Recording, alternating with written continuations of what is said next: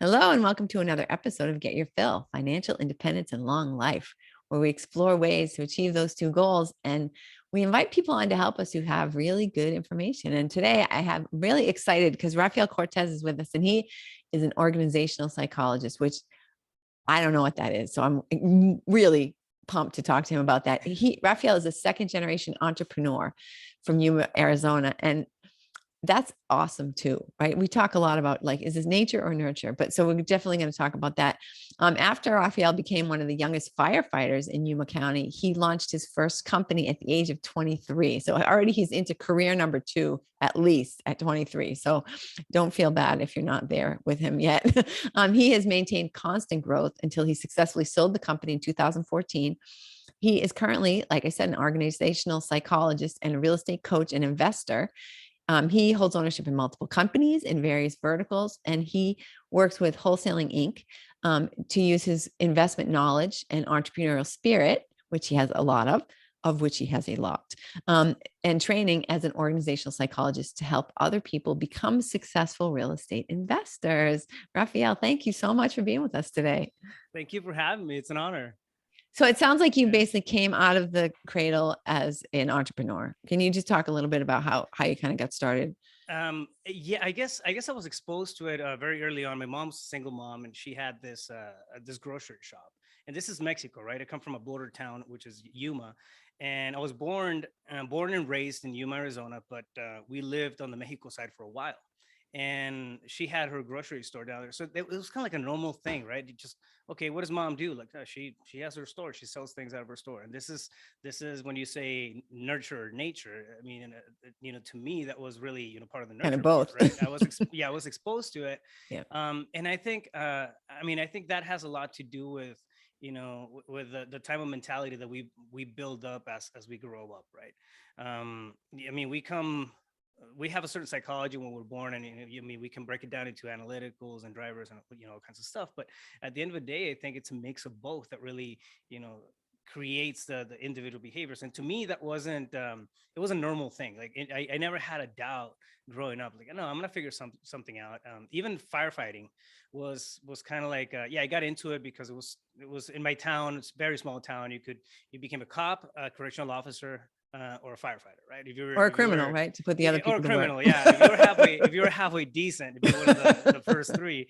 Right. And exactly, so there wasn't too many choices, and the awareness that we can create and we can do, great stuff, wasn't, really like normal talk.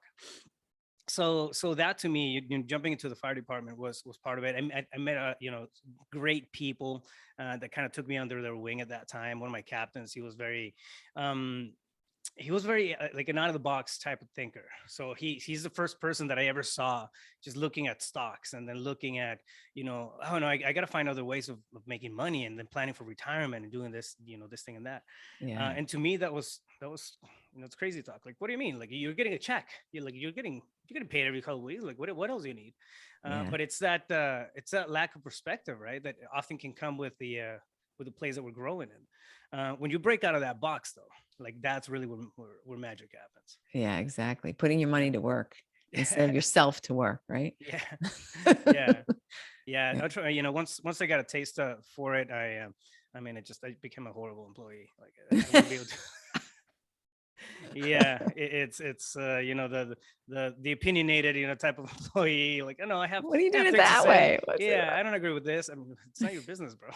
I know, Like, exactly. so so yeah, one thing led to another. I went to the fire department and then spent a few years there. I launched my first business, which was a non-emergency medical transportation business.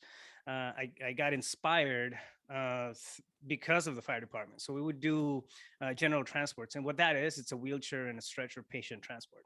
So we'll take people from into medical appointments, dialysis, and that sort of thing. Yep. But you don't need an ambulance, right? You don't need you don't need to take an EMS vehicle, an emergency vehicle, out of a circulation, just to do, one of those calls. So there Right. were companies that kind of came in and filled in. So I went straight to that. I think I picked the worst industry, which is transportation. I mean, it's just full of logistics. The gas is crazy. Things break down, and then you're if you have two vehicles and one of them breaks down, 50% of your business goes out the Right. window. It's benched. I mean, there's so much challenges that come, on a regular basis, just because of the nature of that beast. But that's how I kind of got my feet wet in entrepreneurship. And I left the fire department, and I mean, I went all in into this thing. I mean, I saw some dark spots. I mean, my car got repoed at one point, but I had a business, right? And that kind of adversity is really what kind of makes that skin grow thicker. Right, exactly. Driving your transport vehicle everywhere, right? Yeah, I have a fleet, and I think at that time I had maybe like three vehicles with a couple, a handful of employees. So I was covering everything that was happening in the business. Like, payroll was never delayed or anything like that, right? But I was leaving myself out of the picture a lot of times. It's like, no, no, no. And I mean, what's the point, right? As entrepreneurs, what are we working for? Right, right. So yeah. Needless to say, I'm a huge proponent of the strategy, or the method of profit first. If you haven't read that book, jump on that, because it's a lifesaver. Um, and yeah, so I started investing in real estate around 2009, and I've been doing that ever since. Yeah. So you were already investing in real estate when you were still doing the non-emergency medical Yeah, transport. Yeah. yeah. So I was able to recover from that dry streak that I had. I put some cash aside, and I wanted to invest it somewhere. And I started looking at what my background was, construction. So I worked construction jobs growing up, and that that's sort of, during the summertime in high school I would go do framing and concrete, and so I had some context of that. And I was like, yeah, I can flip a house. I mean, I can swing a hammer. And so I went in there. Didn't do too well in my first couple of ones, but then it started getting better. So there's Yeah. two things. First of all, if you're watching the video, you see that Rafael looks like he's about 21 right now. So already, and he's Yeah, talking no. about having had all these jobs in the past. I can't believe it. But Add the other, another 20 years to that. Yeah. oh wow. So, but the other thing is that you're saying, like, I did this thing and it wasn't an immediate success, and I did this other thing and then it didn't work out, but Right. you kept going. It's persistence, right? That's Yeah. the key to this. People are like, oh, I tried that before. I bought a property, it didn't work out. Well, okay. And then Yeah. what happened? I exactly. So no, I think to me, and honestly, for me, I think it was a matter of putting myself in tough spots unintentionally, that kind of Right. made me, earn that grit to be able to kind of put up with the bigger stuff down the road. So Mm. it was really, really, like a, for lack of a better term, it's working through the trenches and having that, you know, the hard school of knocks. Really, that it's what gave me that the skill set that I now have, right? But you come to a point sometimes it's, I mean, it's either do or die, really. Yeah. I mean, for example, going back to that situation, that's an engram. It's very solid, and it's one of the most vivid moments in my head, because I'm sitting there in my apartment. I had left the fire department, which was relatively, safe career to stay in, and if you're a firefighter, you're doing, you're in good shape. You have, Right. you're a good productive member of society. You have money coming in, and it's, it's kind of like a well balanced, type of deal. But I left that to kind of pursue this dream of launching, right, and being an entrepreneur. And I'm sitting there and I'm like, man, I'm dying. I have no money to pay for the car. I have no money to pay for rent. I have very little food in the fridge, and I'm trying to build a family at the same time. Like, what the hell happened? So to me, it was, I mean, there was no choice. I just I had to perform.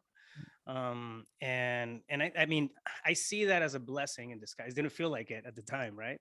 Right. But now I understand that it was, because it pushed me to really open up my resourcefulness. And I started looking at different areas. Okay, what else do I know how to do? After that, I landed a job as a case manager, just because of the background that I had as a medic. I have no idea how the two interlap, but interlace, but apparently they thought it was a good idea to hire me, because I used to be a fireman. So anyways, I was very grateful for that. Came, work on that, and I started looking at different industries, coming across different people, and having different types of conversations. We were completely outside of the box that I was, used to. At the same time, I'm doing all these things, and I'm going back to my, small apartment, and working on spreadsheets and business models and stuff that I can do to improve that business that because I was a business owner, right? Right. So I had that badge of honor in my, I'm a business owner. I'm broke as hell, but I'm a business owner. One And thing at a time, right? yeah, and I think, to go back to your point, I think we have to give it enough time to work. A lot of times there's attrition, there's fallout, because we just don't give it enough time. We have to be intentional about the stuff that we create. And I understand that, right? And there's a big difference, Christine, between being committed and then being interested. Yeah. If I would have been interested in making my business work, and in creating a life, that was different than what I had. If I was interested, it's easy to break. Yeah. It's easy to, oh, you know what, I'm gonna Netflix and chill, because it just feels more convenient. Anything that's, mildly convenient is gonna get in the way of that interest. But when you're committed, there's no way back. Right. It's like you just jumped off a cliff and you got to grow wings on the way. Exactly. That's how I see the responsibility of commitment. When I get committed to something, it's that's it. I'm wired for that, and until I make it or I break it, it's gonna be it's gonna be that. Um, and I think we have to see entrepreneurship like that, right? We have the ability to pivot models if that's the case, but if we commit to a goal, to a picture, to an overall vision of what we want to create as individuals, you're gonna find multiple vehicles of getting there, right? But that's still the commitment. And I think people fall off the wagon sometimes because they don't give it enough time Yeah. to kind of help that flourish, at least for a little bit. Once you get that first taste of what that commitment can look like, once it's fulfilled, it's hard to go back. It's Yeah. just hard to go. Yeah, it's hard to go back. I never really thought about it till you just said that, but commitment, if you like think of it as like a relationship, right? So you Mm, decide, okay, this is it, I'm going to marry this person, this is what I'm doing, I'm all in. And then you have a little fight or something, and the person burns dinner, and you're just like, I'm all done. I can't do it. that's it. That's it. I, Deal breaker. right. That's a deal breaker. But if you took that same level of like, don't be ridiculous. You're not going to walk away from your company just because you had a bad month or something, right? Right. You're sticking with it. You made the decision. I'm going to, for better, for worse. Right. And I think from my own experience, like that's how I felt like not even like a marriage, but like a child, like Oh yeah. this business is a child, my child. And there's no way, I'm going to, And that's about as committed as we can get, right? right. Exactly. Exactly. And I say, like, what, I'm leaving you in the mall, kid, because you're just not Yeah. working out. I'm interested in raising this kid. I mean, not necessarily committed to it. I'm like, Yeah. man, yeah. See, it seems like it might be fun. So Yeah. give it a Yeah. shot. If it doesn't work out, Yeah. No biggie. Leave him in the car. exactly. That's right. But Exactly. Oops, left a wow. kid in the hot car. Sorry. That escalated quickly. Yeah. Um, no, so yeah, but I think that's a lot of it, right? Entrepreneurship it's about being resourceful, not necessarily having all the resources in place. And I think the biggest battle of entrepreneurs, as we're growing and becoming better and getting challenged, it's really the growth from within. It's having that emotional stability to deal with stuff as it comes, and understand that what, this is a situation. It's not something that's defining me. It's not I was broke, right, when when they were taking away my car and everything. In my head, though, like, wow, the thought of failure, of being a failure, didn't really sink in. I mean, it did cross my mind, like, am I failing at life? I was like, no, hell no. I mean, my vision is this. I'm headed that way. So I think it's understanding that everything is a situation. We can overcome situations, right? When you see things as just happening, not necessarily happening to you, we have a certain empowerment over it. We have a certain ability to choose whether we're going to sync with that situation, or we're going to come in and then overcome it somehow, some way. And that's where being resourceful comes in. One thing that I learned very late in the game was who, not how. Have you read that book? No, but I know the expression, and it's a perfect it, philosophy. it's a quick little read. I'm an avid reader, but like, that's where I get most of my that and masterminds is where I get most of my tools from. But it's who, not how, right? And we have the ability to partner up, to joint venture partner with other people who know more about certain things than we do. And if we want to go fast, yeah, we'll do it by ourselves. We'll bootstrap it, which is like the nature of every single business that I've owned. I bootstrapped Right. it. Right. But if we want to go far, we need we need talent, we need people Right. who actually are attracted to our space, and they can, we can collaborate, right? So to me, thinking who can help me do this or get to this outcome faster and better and do it, in a much cleaner way than I would, as opposed to how can I become the expert and learn about this thing, which oftentimes happens to be the natural recourse of bootstrap entrepreneurs, which is, I mean, that's my bread and butter. But yeah, it's there's certain things that kind of, as you go along and as you get hit and then overcome, so like the highs are super cool, but sometimes there's some ugly low downer ones that kind of counterbalance everything. But altogether, I mean, I having the ability to aim and strive for our own options, like own our options, and just achieve and create, it's a blessing, right? Yeah. Yeah. And Yeah. and it's a lot of fun. Yeah. And that's when the first time I created a business, right? I was like, oh, I Mm. have to learn how to do a website, and then I have to learn how to do this, and I have to Yeah. learn how to do that. And it's like, no, Ditto. you don't. Yeah. You need to find someone who already knows all that crap, who's going to do a 10 times better, maybe Yeah. 100,000 times better job than you are, and the fraction of the time, and just pay that person to do their job. Y- Absolutely. you know, one little hack that kind of helps me a lot. If I don't know, I want to learn enough about the areas of my business just to be dangerous in them, to understand that somebody's somebody's doing them, right. For example, if you talk Yeah. about one of my businesses is a real estate brokerage. I own a real estate brokerage in Phoenix. There's processes and systems in there, right? I have to be an agent. I have to understand how that process works to know whether or not we have quality. Yeah. It doesn't mean that I'm doing transactional stuff all the time. It just, it's part of it. But I went through that learning curve and that process. But it's understanding that, okay, just know enough about something before you delegate it, unless it's your sweet spot, your bread and butter, and the thing that you Yeah. want to do. There's always ways of delegating stuff. And I used to get caught on trying to perfect things before, oh, you know what, I'm gonna have somebody else do it. And next thing you know, I'm micromanaging the entire process. So I built this really cool machine, but only I can drive it. Right. Like, so what's the point? So now what I do is, I'll build something up. For example, if it's a new system, a new process, or a new, I don't know, a new strategy, or whatever we're working that's innovative or that's new. Um, and I'll build that up to maybe where I feel about 60 to 70% comfortable with it. Then I'll roll it out. Yeah. What I mean by that is I'll delegate it to somebody if it's a system to do it. If it's a product or a coaching program or something like that, I'll roll it out. And then what happens is, after a month or two of actually other people buying into it, it usually comes back as a whole different beast. There's a lot of feedback on stuff that, okay, I was overthinking it here. Right. This is totally just excessive. We don't need that. And then, oh, we forgot to put in this part, this, this right here. Yeah. But it's almost like a collective effort, right? When you do that kind of stuff. And in terms of building the freedom is in the systems, and in terms of building that kind of stuff up, I think it's a good approach to it, and it doesn't anchor me anymore, no? So Yeah. I'll still get my fix on, I got to build it myself. But I know that when I feel like 60 to 70%, I'll force myself just to release it, Yeah. and to think about who, not how, who can I plug into it. And they are going to take it over to that next step. We're going to fine tune it and then do whatever we need to do with it. And then next thing you know, you have an actual operating system in place that works.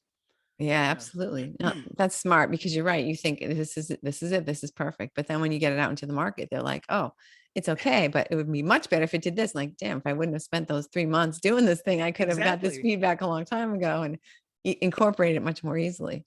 Yeah. Yeah. So don't be afraid to ask for feedback. Yeah, absolutely. Absolutely.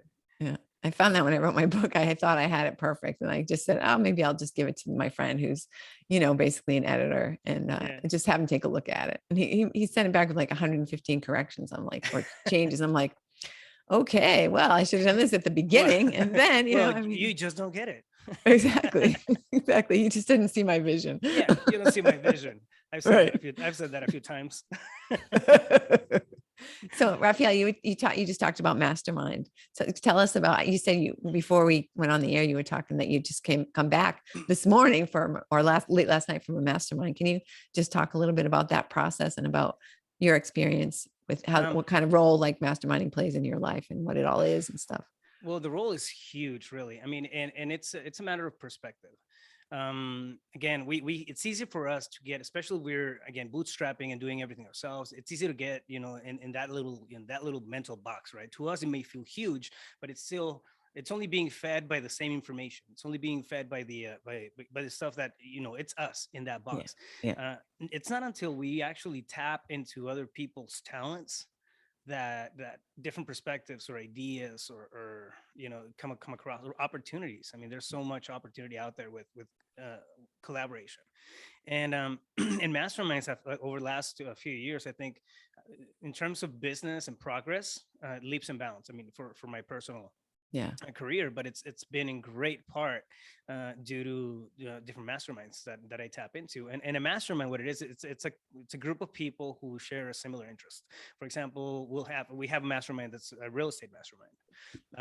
We have a mastermind that's for educators and marketing and that type of stuff. So you go in there, and then that's the topic that you break down. But people are so far, further ahead in your journey. A lot of times there's a lot to learn from those people, and there's people that are behind you on that, right? So you kind of collaborate, or they have different avenues of doing business, and next thing you know, you're doing putting a business together that's going to yield you guys hundreds of thousands of dollars. And it's just it's instead of swimming in a pond as an entrepreneur, when we're doing it solo, like, we go out into the ocean and then, okay, see what's going on. The biggest thing that it's done for me being part of masterminds is that it's really broken my paradigms when it comes to the ability of what I can do. You know what I mean?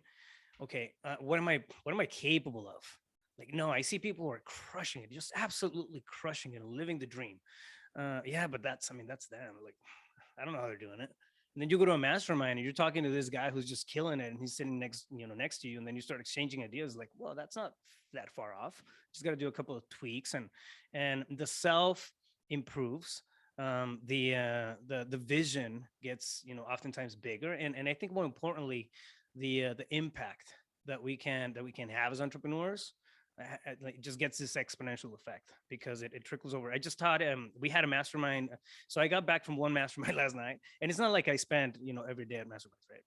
But I came back from Tampa from one, and then this morning I jumped on another one. It's called the Family Mastermind, and I was teaching actually a class on organizational psychology, and there was about 60 people in the meeting, and it's my way to contribute, right? So now I'm showing them what I do in terms of team building, understanding communication, and whatnot.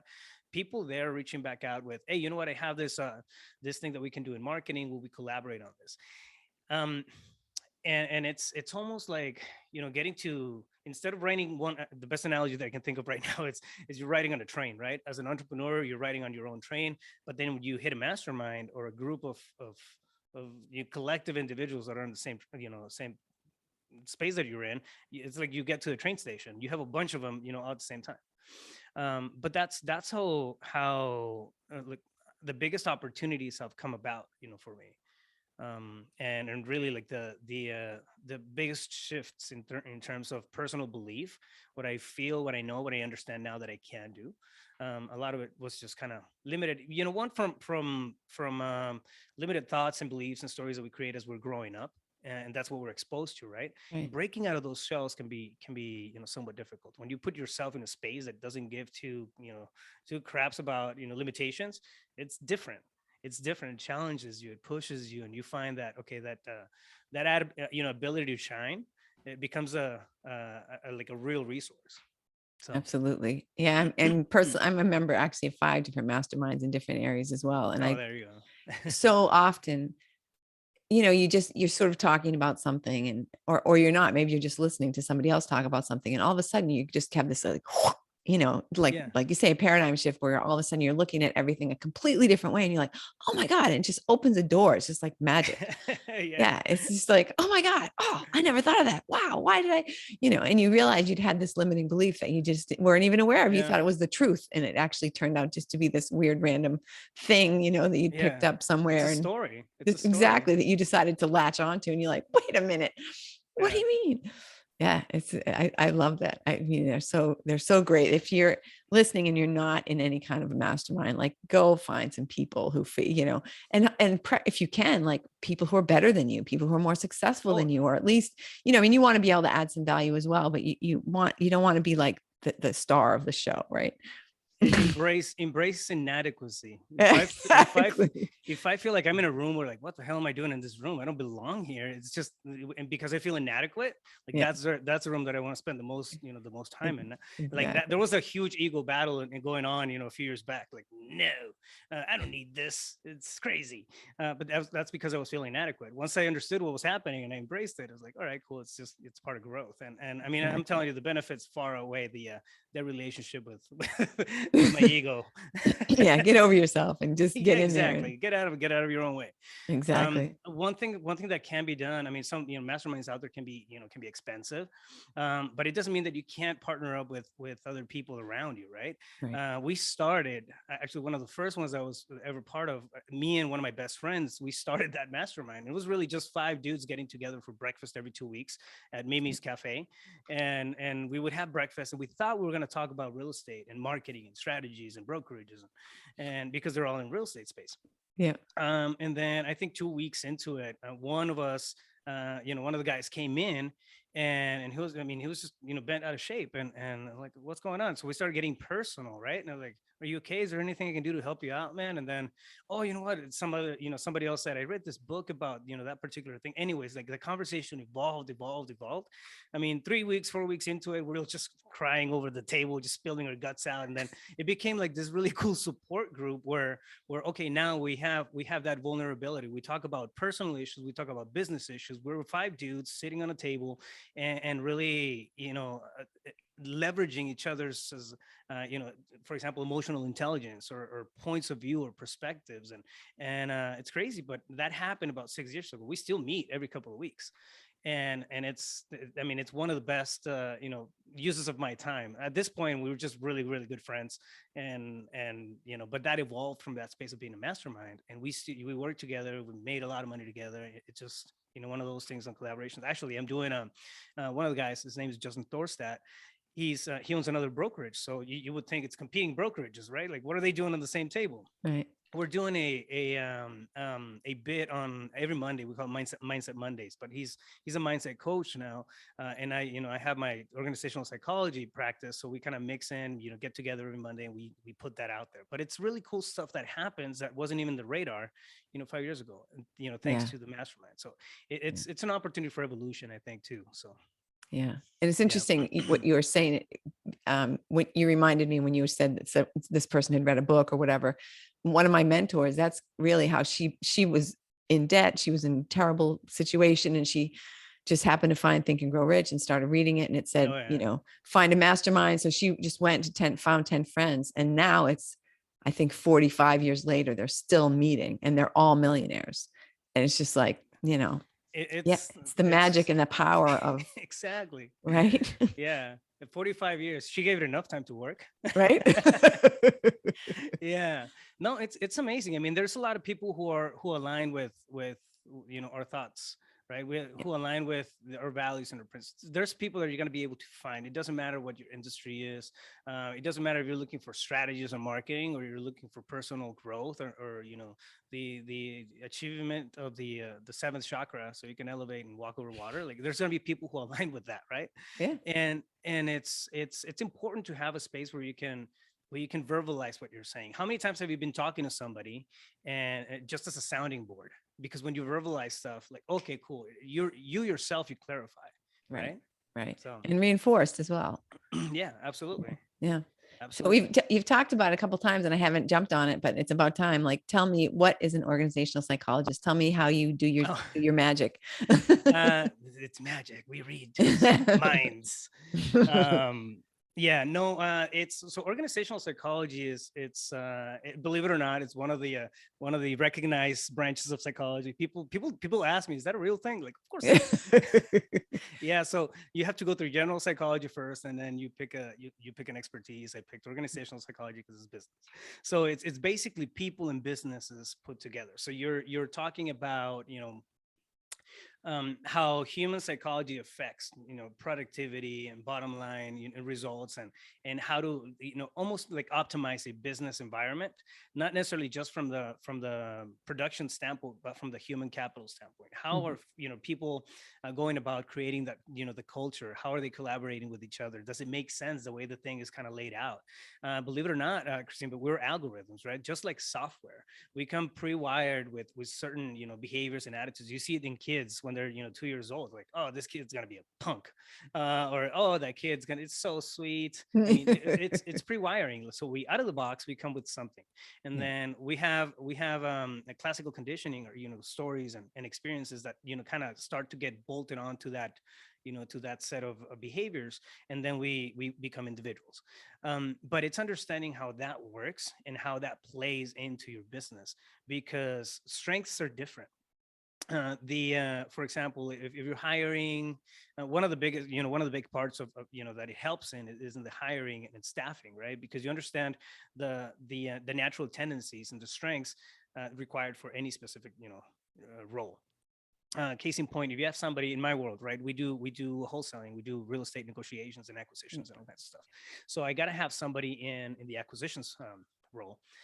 If I plug in somebody who's naturally wired to be very passive or introverted, it's more than likely the success rates, it's not going to be there right out of the gate, right? And if it becomes to because let's say it becomes a learned skill, which absolutely can, 1,000%. The need to adapt to that particular role is going to take a massive toll on that person's psyche. So there's certain things that will tax us more than others. For example, if you put me in a small cubicle and I have to work on spreadsheets, right? It's not a matter of IQ. It's not a matter of, intelligence or aptitude or anything like that. It's okay. I'm gonna be able to do it. I'm gonna adapt to that behavior and, knock it out. But I know, like, the most I can probably that you can squeeze out of me is gonna be 4 hours. Outside of that, I'm burned out. But if you put me in a room where I'm talking, as you can tell, it's like talking a lot, but where I'm talking to other people and I'm engaging and I'm just, that's my space. I'm wired. Like, that's part of Right. my You natural could do that all day and all night, not yeah, even right. predisposition and not get tired. So it's kind of, it's stuff like that really, um, we have the ability to come in and tweak when it comes to business structures and development and the designing roles, and Yeah. then kind of laying the foundation for hiring in those spaces. And what you have is less attrition, so people don't quit. Normally the turnover rate tends to be, for if you're not hiring right, your turnover rate is crazy, but it's probably going to be around the 3-month mark. People will put their best foot forward. They'll give it a shot, but after Right. about 3 months, they're like, you know what, I can't take it. Yeah, I mean, I like the exactly. company, but I get, it just wears me out. Yeah. It's more than likely it's going to be one of those issues, right? You're hired a different behavioral tendency for a role that requires something else. So yeah, I mean, that's part of it. Basically, it comes, down to putting people and putting systems together, and making it work as best as possible. So you're doing that from the corporate perspective, helping I to a yeah, I company to do. do that? So I do have, yeah, CEO Pulse. That's my organizational psychology practice, and I do that in different verticals. So I have clients that, I come in and sit down with CEOs and the management, and we'll come in and then do that. For the most part, I apply it straight into my businesses, and I apply it into my coaching. Great. So in terms of building, I coach people how to build businesses in real estate, and that's a lot of what what's taking place there. Yeah. Okay, great. Great. Yeah. Tell me about your podcast. The CEO Pulse podcast. It's Yeah. the premise is the real, the raw, and the mind of entrepreneurship. So Love it. I mean, I gotta have you on that as well. If you're game for it, we gotta do a podcast Sure, that'd be fun. I love it. and it's yeah, I would love that. It's I've had people from different verticals in it, right? A lot of my friends they just happen to be in real estate, so we talk about real estate and asset protection and that kind of stuff. But there's some episodes where we dive into personal growth and universal connection and energy and meditation, and how does that apply into the personal growth that is the key factor on the on the journey of being an entrepreneur. So yeah, I mean, there's a lot of topics. I think entrepreneurs, we're dynamic individuals. It's I mean, you don't have one taste. It's like, Baskin Robbins, right? We Right, we exactly. come with we are Baskin Robbins when it Right. comes to when I it comes know. to interests, Right. Do of you want A or hope. B? Yes. Yeah, yes, yes. What do you mean A or B? Like, can I get a C? Yes, All of the above? all the above, exactly. Yeah. So true. Throwing a C in there, yeah, but it's. I mean, I think that's part of the beautiful thing, right? Not everybody is willing to get through the trench work that it takes. One thing that I've seen a lot with students is, hey, listen, I want to start a business. I have $100,000 available. Where do I spend them? Like, who do I hire? Wait, like, hold on. Let's work on you first, and then we'll work on the business. Yeah, Is this so something, true. yeah, come in and, because the resiliency has to be there. There's a lot of, um, there's so much opportunity. It's crazy when you start putting your opportunity glasses on as an entrepreneur. You're like, oh my God, that shines. That's shiny. Like, I want to do that. Like, oh, there's another, it's a shinier. I want to do that one too. And it's easy to kind of maintain that focus, right? But but it's important to understand too that there's limited bandwidth, and with that comes self-awareness. It comes, okay, what are my strengths, what are my abilities, where do I know that I can thrive? More importantly, Christine, is what is my vision like, and is that clear? Do I have clarity over the intention, the outcome that I want to that I want to create? Yeah. For example, one thing, I'll protect my time more than I protect my money, honestly, my profits.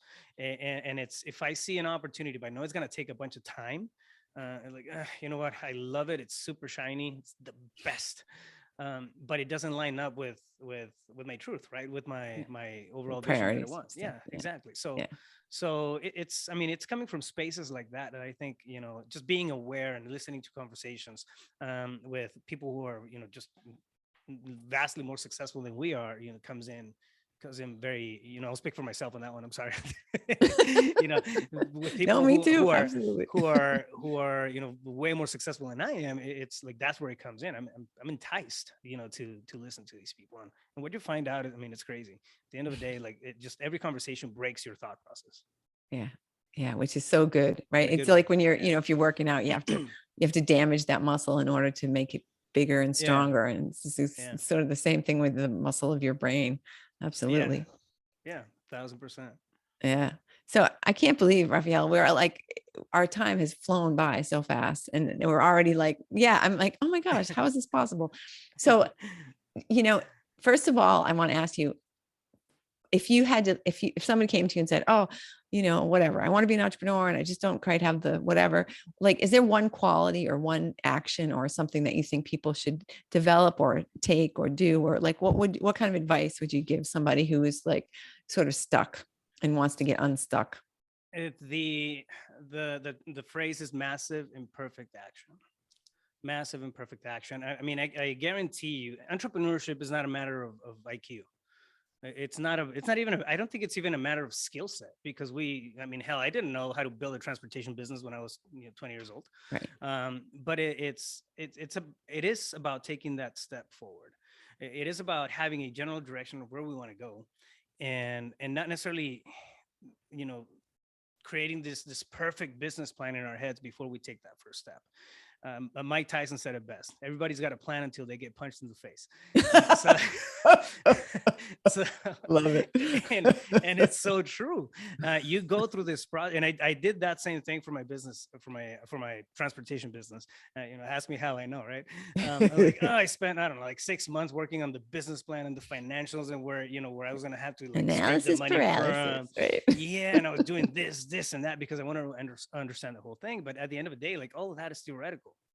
Everything changed when the first opportunity to buy a vehicle at an auction popped up. Like, holy crap! Instead of financing, I can go buy one at an auction, and I mean, it was a junker really, but it allowed me to get started. I think I paid like $1,700 for the vehicle at the auction. I But feel real safe riding around in that. yeah. So at that point, I'm winning, right? And wow, I have like 40 extra $1,000 in fictitious dollars. It was monopoly. Right. I didn't really have the money. It was just the math that was there. Right, yeah. In But your it was like, budget. okay, exactly. My mental budget that I was gonna have to put together is like, Yeah. okay, cool. That changed a couple of things. Like, and I found better ways of doing it than what I was theorizing about. And then there were some that were worse, right? But at the end of the day, like, that thing led to another action, which led to another action, which led to another action. And like, the whole process kind of reveals itself when you're walking in that direction. Yeah. And if you do, I mean, you do that enough times, it's not going to be perfect. even if you wanted to, even if you hire the best people out there, you get the best CRM, and if you you grab the best coach by the hand and they walk you through the process, it's not going to be perfect. It's never going to be Right. perfect. What I would recommend somebody starting out is get a direction, get a beacon for direction, right? Whatever your beacon is, and that's creating part of that vision. Where do we want to be in 3 years? What do we want to be in 5 years? Unfortunately, if you ask most people that question, most people they can't give a straight answer. Right. If you sit I want to down, be a millionaire. yeah. Great. What does Good that luck look with like? that. What does that look? Yeah. What does that look like? Let's Right. let, let's reverse engineer that from that point to here. How much do Um, you have today? I have $1 million in debt. yeah, Excellent. yeah. So You're you're doing right too. good. Exactly. And I think it's one of the biggest things to understand. Entrepreneurs, your boss doesn't know what's going on. I mean, they know that they got to figure stuff out, as it comes along, right? But they don't have it all figured out. We have Right. somewhat of a business blueprint in place, and Right. that's why we plug employees and people into it. If you're trying to break apart, just understand that that person that's on the next tier above also has a bunch of questions. The same, if you keep going up the scale, it's the same thing. It's just different problems, bigger problems, but at the end of the day, the uncertainty is there. As entrepreneurs, it's just one of the natural things that we learn to deal with, right? It's the uncertainty, and it's the excitement of betting on ourselves. It's Right. the, like, okay, cool, if it works, oh yeah, if it doesn't work, it's my fault, and if it works, it's also my fault. Right. Exactly. And it's taking that, assuming that responsibility. But what's going to get you to that point, what's going to get you to that point is those small incremental actions. It doesn't matter if they're imperfect, you're still stepping forward every single day. Yeah, definitely. Excellent. Yeah. So, all right. So, Raphael, so two things. First of all, is there something that you wish I would have asked you? Something you really want to share that I mean, I know we could have talked for 3 or 4 days, but, Yeah, probably. but yeah, is there anything in particular that you really want to share with everyone that we haven't touched on? No, I mean, maybe one thing I would kind of throw out there is the sense of belief can sometimes lie to us, right? But if you work on that, if you work on the ability to believe in yourself, that it's going to be one of the best investments of your time that you ever do. Just be Self-confidence. self-aware, be self-aware about the Yeah. small wins. Yeah. Recognize the small wins, enjoy the small wins, because they add up. Next thing you know, you have a track record of wins, and that automatically, like, pragmatically, it increases your belief in yourself. But it's everything that's being done out there. It's somebody started just with an idea. Somebody started from the ground up. Right. And you look at the biggest skyscrapers out there. You look at the I don't know, biggest planes, the craziest things out there. Like, at one point, it was somebody's idea, somebody's dream, right? What Right. makes us different than that? Right. What takes away the ability for us to dream like that? What takes away the ability for us to believe in ourselves like that, to the point that we can create the life that we want? Nothing, Exactly. nothing, absolutely nothing. Nothing stops us. But Believe. and you know why that is so important is because as we're making progress, as we're evolving, it's so easy to look at how far you need to go. And, it's difficult. You don't realize, like, sometimes I'll be in a situation that I was in before and Hmm. I'll realize, gee, 2 years ago, I would have handled this much worse. Right. And now Yeah. it's like that's like becomes sort of like a milestone to say, wow, I've evolved. I'm actually better, smarter, more confident, whatever, than I was back then. But those are rare moments, right? The rest of the time, you're just thinking, oh, like We're in if it. you think of it like from a weight loss perspective, oh, I still need to lose 15 pounds. Yeah, but last year you needed to lose 115. Can you just stop and say you did really well, right? Yeah. I mean, with that, obviously, it's a lot more obvious, but with your personality and your confidence level and your evolution, it's not always clear. So if you do, like, what you said is perfect. Like, each time you get a little win, celebrate it, write it down, recognize it for what it is, instead of just saying, oh, I still have to go another 50 miles. Yeah. No, yeah, 100%. I love, like, little pragmatic hacks and little pragmatic things that I can actually come in and apply. And we were talking about that earlier. But that reminds me, one thing that I started doing a while back was, one, I would say the word weird. I would say the word weird. Yeah, this thing happened. It's so weird. And, when it was something good like I ran into somebody, just because of pure luck or whatever. And yeah, it's weird. I ran into that person.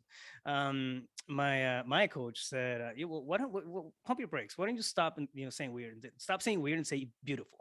All right, Yeah, so switch the word weird with beautiful, and I was like, wow. All right, so I'm if I'm doing something at work and something just great happens, I would say, yes, it's really weird. This really cool thing happened. Now I say it's really beautiful. This really cool thing happened, and it just changes the energy behind that, right? Changes the exactly. context. So I swapped out the word weird with the word beautiful, because I mean, at the end of the day, most conversations, that's really what it means. We're just too shy to say it. Um, and you start embracing that, right? So it's really cool. Right. And then the second one is, instead of I have to, is I get to. Yeah. For like in that scenario that you were talking about, like the gym, I'm doing a competition. I'm doing a competition in July, and it's a physique competition, so I had to, right, like I gotta catch myself. Yeah. Gain 20 pounds, so when I lean out, I don't look like 120 pounds, right? So it's just like, man, I have to, and that's a task, right? Because then you can gain them, then you got to drop them. But Right. when you switch it to I get to, man, I get to throw on 20 pounds, Right. and then I get to lose the 20 pounds. It's Yeah. almost like there's empowerment behind it. Yeah. There's a, now it's a choice. It's not a forced action.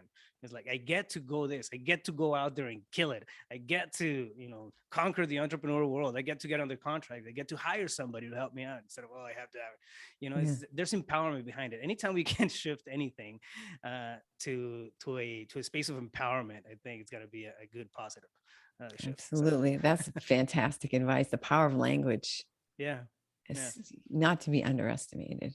oh yeah, yeah. Excellent. So, how can people get in touch with you? I mean, obviously everyone wants to speak to you even more than they have. They want to hear more from you. They want to work with you, I would think.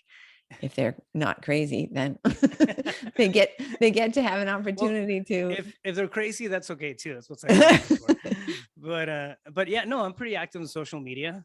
Instagram, I'm very active there. It's Rafael Cortez. It's REF. EL. What's my name? Rafael. Well, it'll be in the show notes REFAEL. No, also. it's a lot of people do PH, so it's REFAEL Cortez, Cortez, and then CEO. Rafael Cortez, CEO, on Instagram, and then on my YouTube channel, I post a lot of content too on entrepreneurship, on real estate strategies, and business tactics, and stuff like that. And you can find me at Excellent. Rafael Cortez, CEO, as well. Excellent. And that, of course, will all be in the show notes. So if you're driving and you don't want to try to remember Raphael's last name or whatever, don't worry about getting in an accident. We're going to have that all for you in the show notes. We Raphael, got you thank you so covered. much. Yeah. Sorry. We got you covered. Yeah, exactly. All the time. Yeah. Thanks so much for being here. I really love talking with you. I love your energy. You're great. You're Thank you. fun. You're Thank you. It's been awesome. fun. Absolutely. It's an honor. Thanks. And thank you, listener, for listening. I know you have a choice of what, 2 million podcasts. And so I'm Give or take. honored. Yeah, give or take. So I'm honored and excited that you're here. And wherever you are in the world, we were talking before the show started that we're the #2 podcast in the entrepreneurial space in Barbados. And so once again, I want to give a shout out to the Barbans and how happy and grateful and excited I am to them for listening. And to country #2 is Germany for us, and #1 is the US, which is probably my family. But My mom, she listens. yeah, exactly. That's my mom. But yeah, so, and thank you for, if you're in Germany, thank you for making us, thank you for being our #2 country, and have a fantastic, wonderful week. And we'll see you next week.